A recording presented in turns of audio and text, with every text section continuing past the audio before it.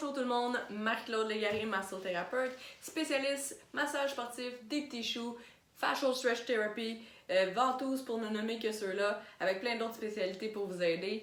Les ventouses sont un gros coup de cœur pour moi. D'ailleurs, j'en ai fait plusieurs cours pour pouvoir enseigner aux thérapeutes du Québec parce que j'ai tellement de résultats incroyables. Après avoir fait mes formations au niveau international, j'ai vu à quel point c'était déficient au Québec et j'ai voulu pouvoir partager ça avec le plus de monde possible parce que je peux pas traiter tout le monde.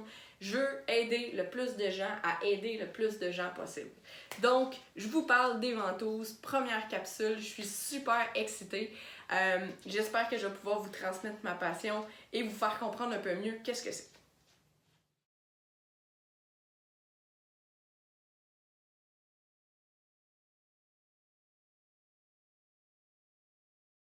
On ne connaît pas encore ça beaucoup dans notre coin de pays, les ventouses. Pour vous faire une histoire courte, les ventouses, ça existe depuis très longtemps, au moins 1500 ans avant Jésus-Christ. Les indigènes, les Égyptiens, les Asiatiques utilisaient des cornes d'animaux, du bambou, des coquillages, des noix, bref, n'importe quoi qui était concave, qu'on pouvait retirer l'air, qui créait une succion. On pense que c'est seulement les Chinois ou les Asiatiques parce que dans notre coin de pays, c'est beaucoup connu, associé à la médecine chinoise, justement.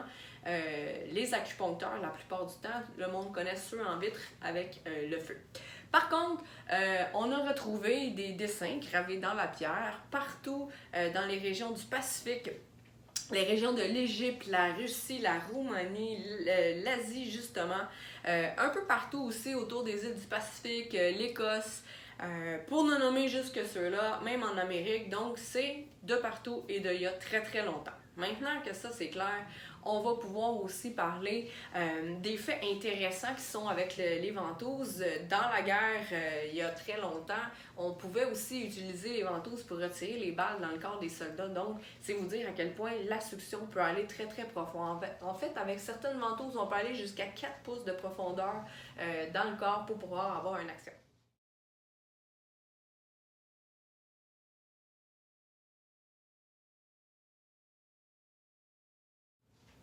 Il existe plusieurs sortes de ventouses, que ce soit les ventouses en silicone, les ventouses en plastique avec le petit gun pour retirer l'air, les ventouses en verre avec le feu, c'est beaucoup celles que les gens connaissent. Il y en a une multitude, on peut aussi utiliser des petits aimants avec l'effet du biomagnétisme. Bref, il y a plusieurs sortes de ventouses. En gros, il faut se rappeler qu'on travaille avec une succion. Si on fait un parallèle dans les thérapies, on peut aussi comparer ça au massage. Le massage étant un massage général. Par contre, on peut aller vers le massage suédois, le massage californien, le massage shiatsu, etc., etc. Donc les ventouses, ça devient un peu une technique en soi en différentes sortes de ventouses. Donc, le thérapeute apprendra à utiliser la ventouse qui est dans le cas de son client qui est sur la table, dans la condition, qui est celle qui est la plus avantageuse pour lui et qui risque de donner le plus de résultats. Pour le fonctionnement, on va travailler avec une succion comme j'ai dit. Donc, qu'est-ce qui se passe? Pensez-y, chiro, physio, masso, ostéo, on est toujours en train de peser et d'écraser vos tissus. Donc, la succion, en fait, ça va être une pression, mais négative. Donc, on va avoir des résultats complètement différents de ce qu'on obtient avec les thérapies que vous connaissez pour la plupart des gens. On va aussi être capable de sortir toutes les toxines, les fluides, tout ce qui est stagnant et qui est mauvais pour le corps, qui a des fois de la misère à se débarrasser un peu. On va l'attirer à la surface du corps. Et qu'est-ce qu'il y a à la surface du corps, juste en dessous de la peau? Bien, c'est le système lymphatique. On va avoir un bel effet sur le système lymphatique. Le système lymphatique, c'est notre système naturel déboueur du corps, celui qui nous débarrasse de ce qu'il ne faut pas. Les bactéries, les mauvais fluides, l'édème quand on fait un petit enflure ou quelque chose comme ça. Donc, ce qu'on va vouloir en faire, c'est amener tout ça à la surface du corps et on va finir avec un petit drainage lymphatique pour pouvoir encourager ça. Mais votre corps va être capable de prendre en charge l'effet des ventouses après pour se débarrasser de ce qu'il n'y a pas besoin. Avec la pression négative, on va créer de l'espace, donc on va tirer vers le haut. On va pouvoir décoller les tissus, décoller le fascia qui est l'enveloppe des muscles, entre autres parce que le fascia entoure presque toutes les structures du corps. Donc, il se crée des petites adhérences, comme des fils d'araignée. Si vous pouvez penser au fascia, c'est la petite peau blanchâtre qui est par-dessus une poitrine de poulet cru avant de la faire cuire. Ça, c'est l'enveloppe de votre muscle. On va comparer ça à du papier saran wrap ou une toile d'araignée, c'est la même chose. C'est très très mince, c'est transparent, ça s'étire un peu, mais c'est résistant et c'est collant un peu. Donc quand il y a des adhérences qui se font, vous pouvez prendre 2 vitres, mettre de l'eau, coller les 2 morceaux de vitre, c'est très très solide. Les adhérences, ça peut ressembler à ça. Donc ça prend une bonne succion ou une pression négative pour briser ça et décoller. Comme on va décoller, on va créer de l'espace, on va briser les adhérences, on va décoller le fascia, mais on va créer du mouvement, on va augmenter la flexibilité. Donc, les muscles vont être relâchés, détendus, décollés, tout va bouger beaucoup mieux et séparément, mais aussi tout va pouvoir être mieux nourri et mieux drainé, étant donné que ça ne comprimera pas non plus tous les vaisseaux.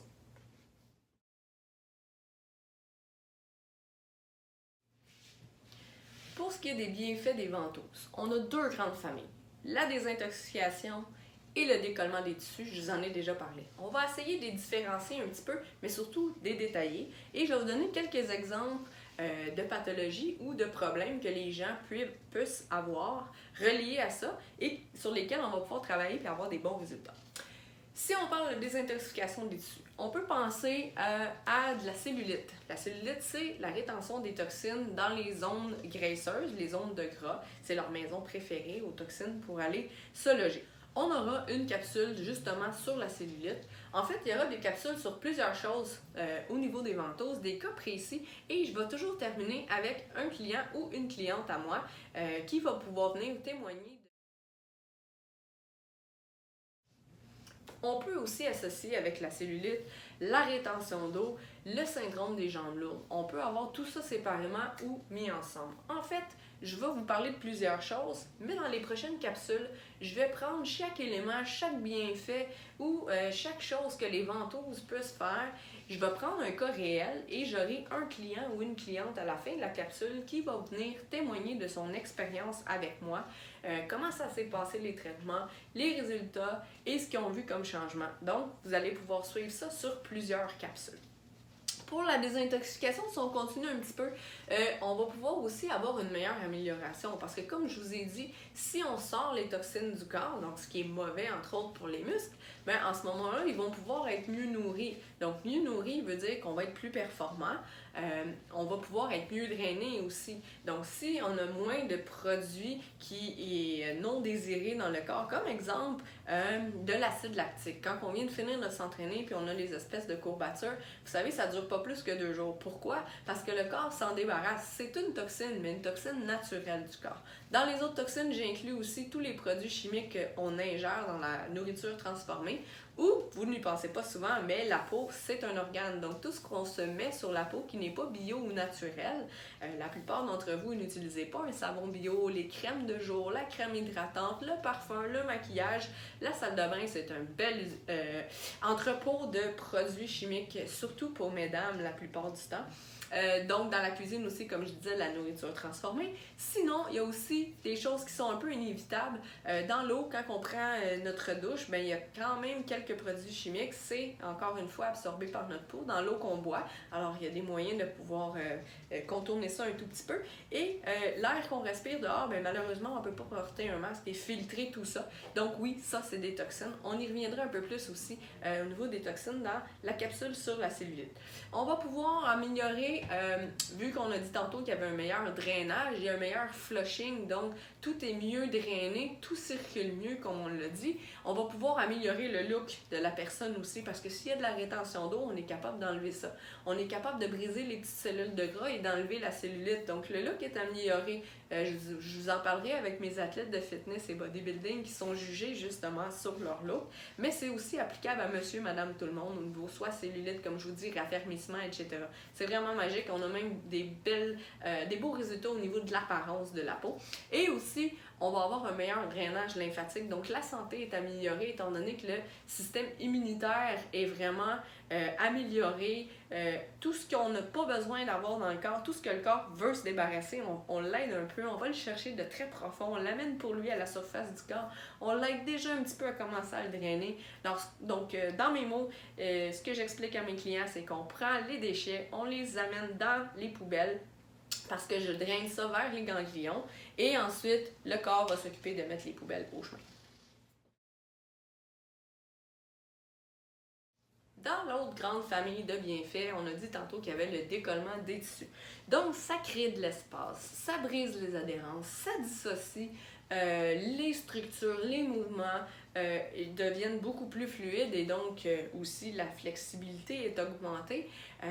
Donc, des mouvements aussi simples que des mouvements de la vie de tous les jours, de se pencher, mettre nos bas le matin, d'aller chercher la ceinture dans l'auto, certains mouvements comme mettre son manteau, c'est des mouvements que je vois souvent dans mon bureau qui sont douloureux ou qui sont pratiquement impossibles à faire par le manque de flexibilité et le grand débalancement d'un côté ou de l'autre, soit au niveau des hanches, des épaules, des genoux, etc.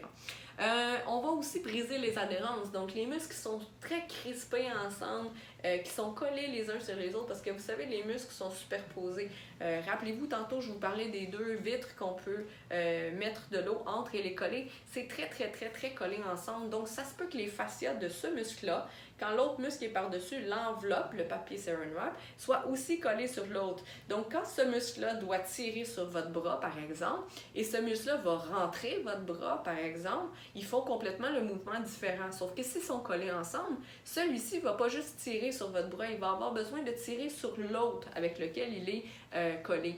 Donc, c'est un mouvement inutile, c'est un effort inutile pour ce muscle-là. Il accumule les tensions, les petits nœuds pour ceux qui utilisent ce vocabulaire-là. Donc, en ce moment-là, le muscle se fatigue plus vite, alors que si tout bougeait facilement, il tirait seulement sur le bras, il se fatiguerait moins, etc., etc. Aussi, on va avoir des meilleures performances parce que si tout bouge plus fluidement, nos mouvements sont améliorés, soit au gym ou dans notre sport, mais aussi on a une amplitude de mouvement beaucoup plus grande. Je vais prendre un exemple avec un lanceur de baseball. Si son bras va jusqu'ici pour lancer la balle, versus qui va vraiment loin, il va pouvoir avoir une meilleure amplitude de mouvement et donc beaucoup plus de rapidité en lançant la balle. C'est juste un petit exemple parmi tant d'autres.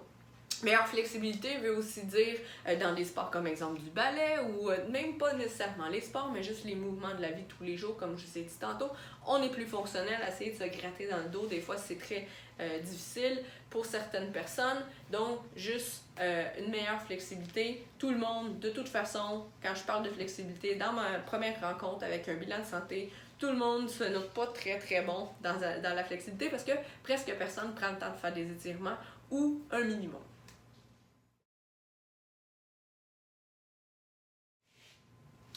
En brisant les adhérences et en décollant les fascias, on va avoir une action géniale au niveau de la posture. Les gens qui ont les épaules un petit peu trop courbées par en avant parce qu'ils sont à l'ordinateur, parce qu'ils conduisent dans leur auto, parce qu'ils mangent. Dans la vie de tous les jours, la plupart des gens là, ont les épaules un petit peu plus roulées par en avant. Pensez-y, les épaules, la tête va suivre les épaules. Si je suis parfaitement droite, j'ai un petit C dans la colonne vertébrale. Si mes épaules s'avancent par en avant, c'est forçant pour moi de garder la tête droite. Ce que ça va faire, c'est qu'elle va se pencher par en avant. Si je replace mes épaules, c'est forçant pour moi de la laisser en avant. Ma tête va suivre mes épaules. Donc, la posture, si on dégage les pectoraux et on active un petit peu les muscles entre les omoplates, en ce moment-là, les muscles vont être plus actifs, plus alertes. Ils vont être remplis de sang, ils vont être gorgés d'oxygène, de nutriments, sont performants, sont alertes pour rester réveillés et soutenir la posture, les stabilisateurs toute la journée. Par contre, si ici il manque d'amplitude, il va falloir qu'ils forcent puis qu'en plus ils tiennent là. Si on a créé de l'espace, on a brisé les adhérences, on a décollé, tout va bien. Les épaules, c'est facile à reculer. Les muscles en arrière vont seulement avoir à nous tenir.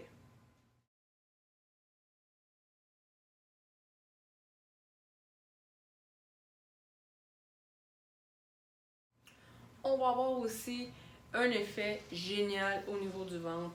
Tous les gens qui ont des problèmes de digestion, de constipation, des problèmes digestifs ou même des problèmes parce qu'on est toujours assis, donc souvent les fléchisseurs de hanches vont être crispés et ils vont se raccourcir un tout petit peu. Donc ça va faire que ça va tirer sur la colonne. Vous l'avez sûrement vu dans mes capsules sur le psoas. Si jamais ce n'est pas le cas, je vous invite à aller voir la capsule sur le psoas.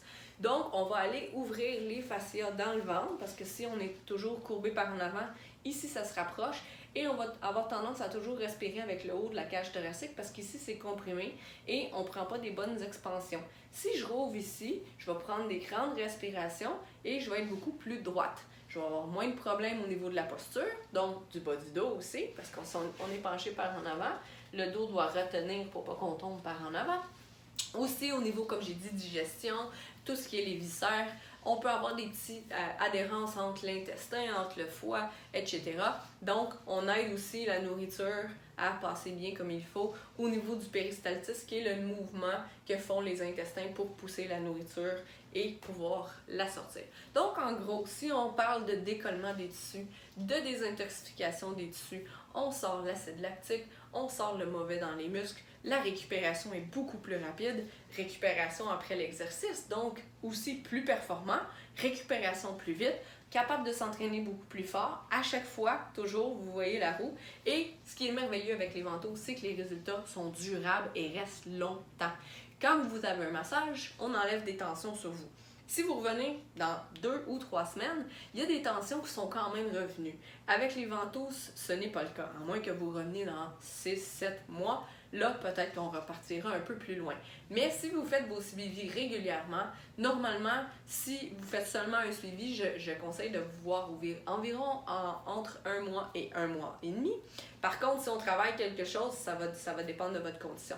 Alors, si vous faites ça, vous repartez toujours de là où on a laissé à la dernière séance. Les résultats sont marqués, sont persistants, sont beaucoup plus marqués que d'autres thérapies que j'ai pu remarquer. Alors, les résultats parlent d'eux-mêmes. À vous de l'essayer.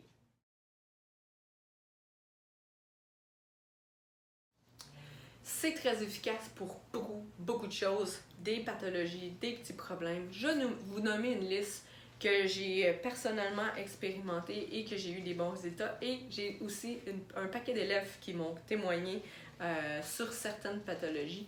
Je me permets de vous les lire. Donc, sur l'asthme, les problèmes respiratoires, problèmes de digestion, constipation, la haute pression artérielle, diabète, problèmes de nerfs sciatiques, douleurs lombaires, insomnie, anxiété, fatigue, édème, entorse, blessures sportives, cellulite, tension et douleurs musculaires, migraine, maux de tête, fibromyalgie, rhumatisme, arthrite, arthrose, problèmes menstruels, courbatures musculaires, syndrome des jambes lourdes, ostéoporose, syndrome des loges, maux de dos, tendinite, capsulite, bursite, récupération post-opératoire, cicatrices, fasciite plantaire, périostite, douleur aux hanches, apparence de la peau, flexibilité musculaire, whiplash, c'est quand on a le cou de lapin, un accident de dos. Syndrome rotulien ou fémoro-patellaire, on va voir un de mes athlètes qui a ça. Et torticolis, syndrome de la bandelette, iliotibiale, syndrome du canal carpien, épicondylite, que ce soit tennis elbow ou golf elbow, les crampes, les claquages, etc. pour ne nommer que ceux-là. Connaissez-vous beaucoup de gens qui n'ont pas eu ça, qui n'ont pas ou qui n'auront pas un ou plusieurs des choses que j'ai mentionnées dans cette liste-là? Pas moi. Donc, c'est bon pour tout le monde. Maintenant que je vous ai parlé de la liste des bienfaits et de très efficace pour plusieurs choses, plusieurs pathologies, plusieurs problèmes, plusieurs belles améliorations qu'on peut avoir aussi à plein de niveaux. Dans les prochaines capsules, vous allez voir des composantes, des ventouses qu'on a déjà parlé, certains bienfaits et certaines pathologies un peu plus en détail. Qu'est-ce que ça fait plus précisément?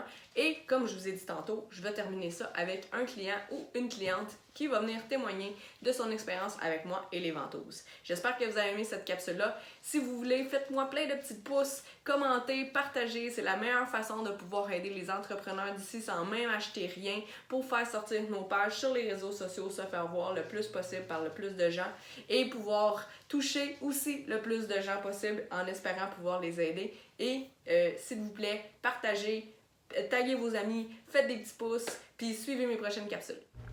Je vous invite à visiter ma page Facebook et faire un petit j'aime, visiter mon compte Instagram et vous abonner à ma chaîne YouTube pour voir toutes les vidéos sur tous les sujets.